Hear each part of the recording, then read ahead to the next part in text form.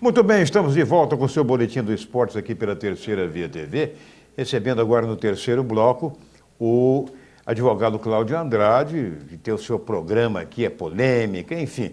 O Cláudio, mais destaque hoje como torcedor, ele que é torcedor do Fluminense no Rio de Janeiro. O Fluminense empatou ontem com o Madureira em Macaé, 3-3, né?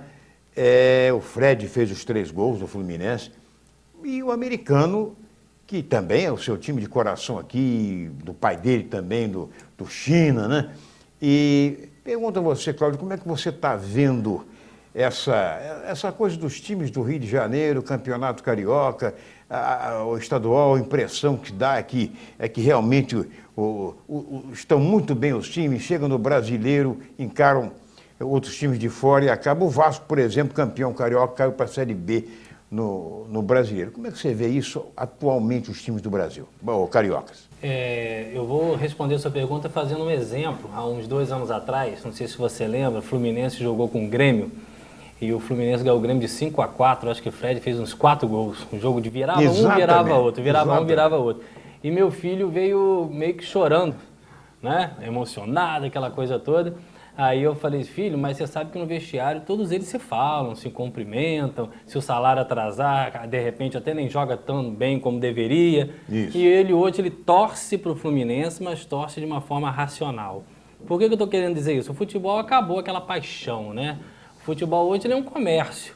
Hoje você veste a camisa A, amanhã veste a camisa B. Os empresários hoje, eles pegam os jogadores muito novos, né? Você vê que tem gente que a gente nem conhece, e tá do brasileiro que está na Europa jogando. Então, acho que hoje o futebol, o primeiro retrato dele é a questão que hoje virou uma empresa. E o futebol no estado do Rio de Janeiro ainda não é uma empresa. E se é uma empresa deficitária, ou seja, ganha-se 1.000 e gasta-se 2. Então, nunca vai fechar uma conta. E isso tem um reflexo no próprio futebol, tem reflexo na torcida. Então, o Campeonato Carioca é um campeonato hoje à míngua, porque ele não é um campeonato bem gerido, bem gestado. É um campeonato feito a meia boca, onde as regras são colocadas no último minuto, se tiver que alterar a regra, altera a regra. E isso faz com que os clubes acabem não investindo tanto. Você vê que antigamente nós tínhamos um América potente, tínhamos um Bangu potente, o próprio americano, né? Jogar em Campos e ganhar do americano era algo... Exatamente. Dificílimo. E hoje, infelizmente, o futebol carioca caiu na vala comum, mas a gente ainda move um pouco pelo amor pelo clube, mas quando se enfrenta um brasileiro, se enfrenta uma estrutura muito maior, com um clube muito mais preparado, e aí a chance dos times cariocas, apesar do Fluminense nos últimos 5 anos ter conquistado 2 nacionais, mas a conjuntura não favorece para o futebol carioca. Bom, você falou de futebol carioca, agora vamos falar de futebol brasileiro. Na sua concepção, o futebol brasileiro está, vamos dizer assim, um tanto atrasado, não só a nível de clube-empresa, etc., com relação ao futebol europeu. Como é que você vê essa falta de credibilidade nos dirigentes do futebol brasileiro?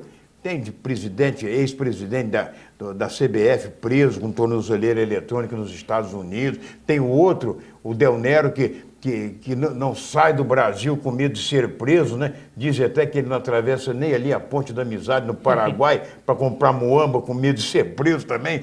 Então, essas coisas todas, e até na FIFA, né? A FIFA, pelo amor de Deus, né?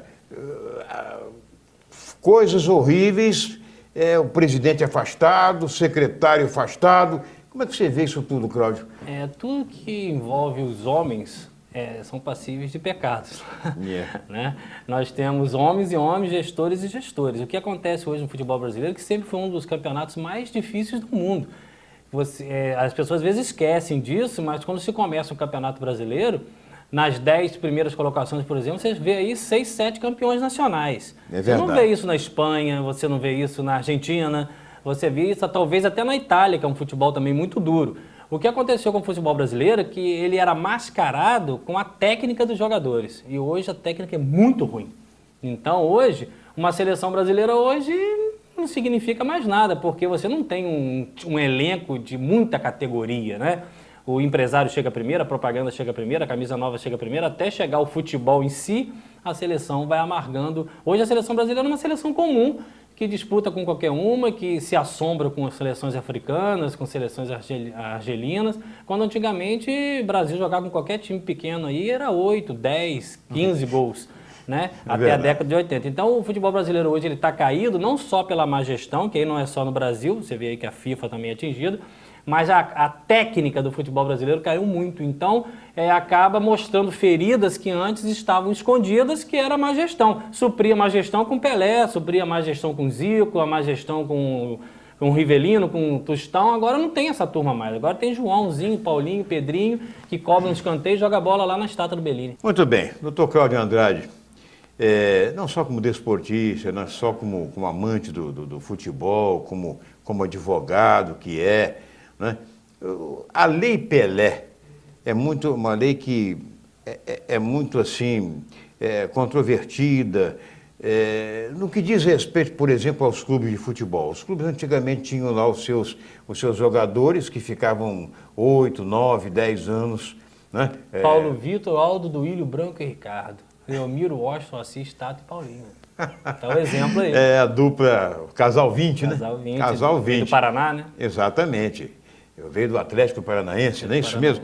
E o doutor Cláudio, é o seguinte, eu pergunto isso pelo seguinte, porque então o jogador, antigamente o jogador ele atuava pelo clube durante o tempo, se fosse vendido, o jogador tinha direito sempre a 15% do passe, e ainda para assinar com outro clube ele recebia o chamada luvas, né? Tanto de luvas e salário fixo. Muito bem. Aí veio a Lei Pelé, o jogador, aí criou-se a figura dos grandes empresários.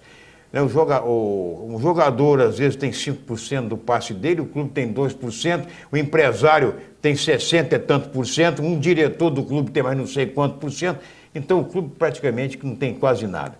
Como é que você vê isso no futebol? Isso foi criado pela Lei Pelé. Quando você citou essa questão de a gente não conhecer mais a escalação dos clubes, eu lembro de um filme feito até pelo Rodrigo Santoro, ele interpretava Heleno. Heleno de Freitas. E quando o Heleno estava no vestiário, ele perdeu alguma final para algum clube, independente de perder, tinha o dinheirinho, né? Aí o diretor foi entregar o dinheiro a ele deu um tapa no dinheiro, falou assim, mas nós perdemos o jogo. Aí ele falou assim, não, mas isso ainda não, eu não quero receber isso. Então, essa paixão clubística que movia essas pessoas, isso realmente acabou. E a Lei Pelé apenas trouxe para o Brasil uma realidade de que o sonho acabou e as coisas são geridas de forma matemática, de forma de número. Isso faz com que os jogadores também entendam que aquilo ali não é mais vamos dizer, uma coisa de amor, é uma coisa profissional, virou uma profissão, né? E infelizmente, ao contrário do que muitos pensam, nem todos ganham muito bem. Nós sabemos aí que nós temos, acho que mais de 60% desses ganham mal e vivem em necessidade grande. E interessante isso, você dizia o seguinte, que você lembrava bem sobre a seleção, surgem jogadores brasileiros no exterior que ninguém sabia e tal. E quantos jogadores que não são lá astros no futebol, mas que atuam em outros países, se naturalizam e querem disputar Copa do Mundo eliminatória por... O Mazinho foi um dos primeiros, né? Um dos primeiros? Da Espanha, dos primeiros. Para a gente encerrar esse bloco, você como americano, alvinegro por tradição, família e tal, aquela coisa toda. O Chino, o pai dele, foi um dos primeiros chefes de torcida organizado do americano aqui em Campos, né? Cláudio, me diz uma coisa, você já visitou lá não visitei, mas tenho acompanhado. Pelo menos eu acho que nenhuma casa se constrói inicialmente pelo telhado. Eu acho que a estrutura está indo bem, eu acho que o Luciano tem feito aí um trabalho. Agora, o clube vive de estrutura, mas também vive de títulos, né? Então está na hora do americano também se organizar, quem sabe voltar para a primeira divisão e a gente começar a receber aqui bons clubes, boas rendas e aí as coisas vão gerindo. Pena ter perdido o patrocínio da Umbro, né? Perdeu o patrocínio, Perdeu o patrocínio, mas vamos acompanhar aí. O americano é um time de muitos títulos, né? Que sempre representou bem o Campos no Brasil e no mundo, tem muita história, muitas finais, muitos títulos. Então a gente, campeão carioca, o único time que conseguiu ser campeão da Taça Rio, da Taça Guanabara e não levar a taça de campeão carioca para Campos. Um fato inédito, né? Fato inédito. Coisas do futebol do Rio. Do futebol inexplicável, exatamente. Cláudio, muito obrigado. Nada, um prazer muito obrigado e parabéns a você pela sua programa. presença. Olha aí, abraço a todos, um bom final de semana, tranquilidade nas estradas, muita gente indo para as praias, né? Até segunda-feira, se Deus quiser. Um abraço e até lá.